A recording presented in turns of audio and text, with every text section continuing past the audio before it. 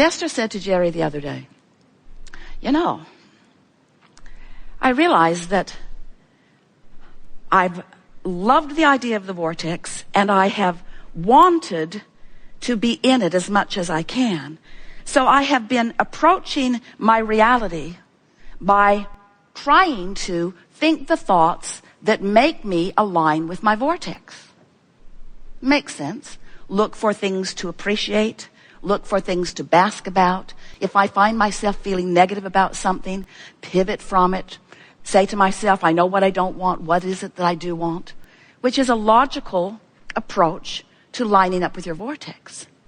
But Esther said, this last week or so, it has flipped for me, because now I get it that if I let the vortex and what it means and how it feels be all that I'm thinking about, then in establishing my relationship with the vortex, and every day I'm in it many times, if I milk my vortex when I'm in it, if I keep it going when I'm there, if I find myself on a happy thought and I rampage it longer, if I let my vortex be my undivided intention, if I let my vortex be what I'm reaching for, I now get it, she said, that my vortex affects my manifestation.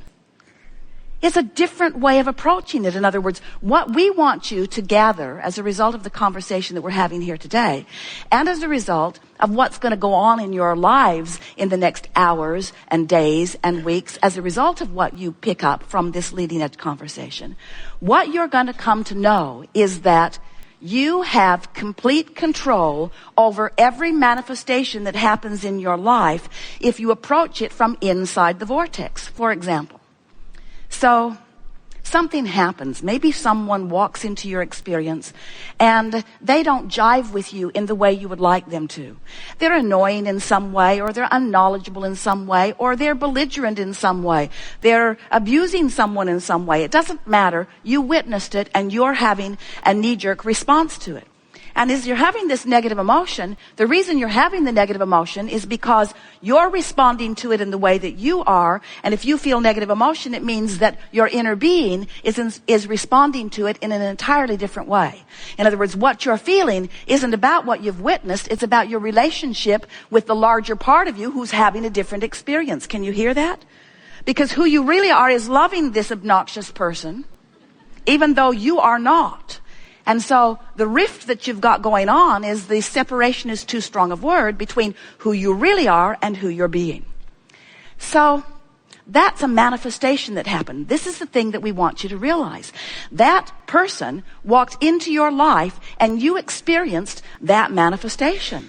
When we talk about manifestations, we know you think we're talking about cars and empires and legacies and books and relationships and all those pinnacle sort of things that you have been thinking of in terms of goals that you're reaching for. But we want you to understand that what manifestations are, what we really mean by manifestation is what's happening now. This is a manifestation. This room, these lights, these screens, this sound, this people, this global audience. This is a manifestation that's happening right here and now. Your relationship with your chair, your relationship with the people you're sitting next to. This is a manifestation. It's